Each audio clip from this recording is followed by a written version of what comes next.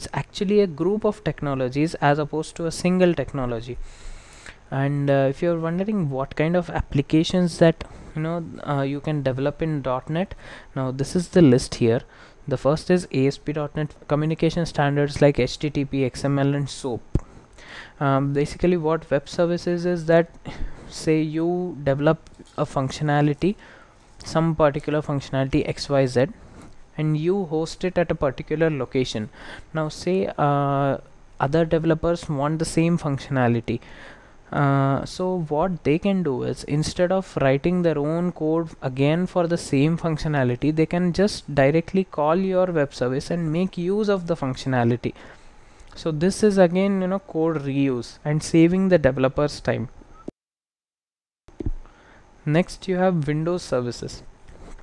Windows services generally refer to applications that run as services in the background of your system, and they can be configured to start automatically when the system boots up, or maybe you can start them explicitly.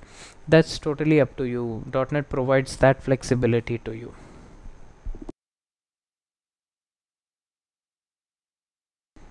Now coming to the .NET Framework SDK.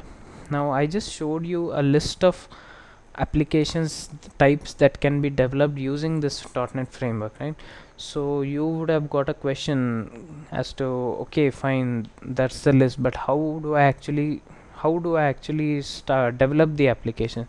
Now for this, .NET framework SDK is used, and SDK provides all the basic classes, interfaces, and language compilers that are required for any application to run. And the base class library that I talked about some time back is a part of SDK. Basically it provides, like I said, a huge set of functionalities, readily available functionalities that can be used by the developers for performing their activities.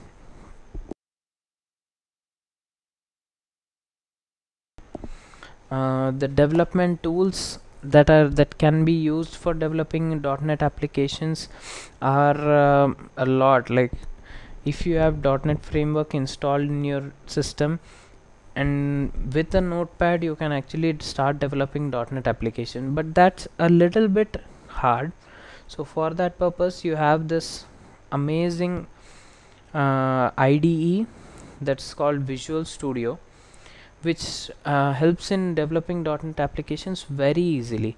It's a very powerful IDE, and it provides a huge set of functionalities. I have just listed very few of them here, which are majorly used by all the developers, that are drag and drop design. You can just drag and drop controls onto your, maybe if you're developing a website, so you can directly drag and drop maybe a text box or a button onto your page, and .NET will Visual Studio will automatically write the code in the background. You don't have to write the code from scratch.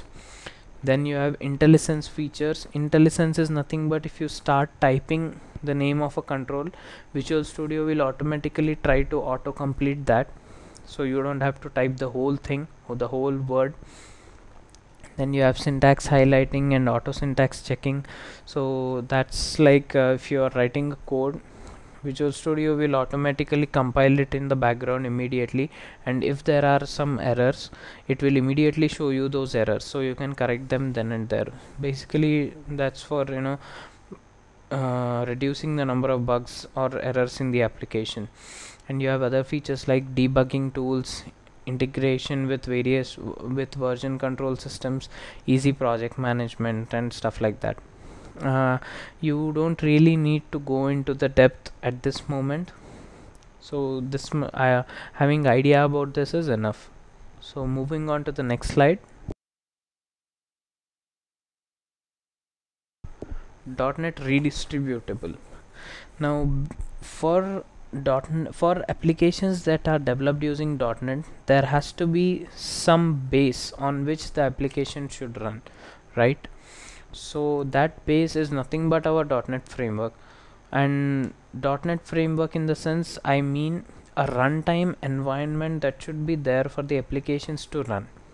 So this runtime environment is called .NET Redistributable. It's nothing but a group of runtime files required for running applications.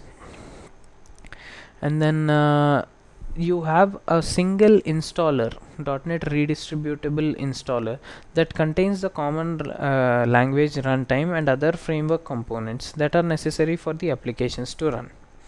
So it's just one single MSI that you can download and run, and once you have run that, your system is ready to run any application that is developed using .NET framework.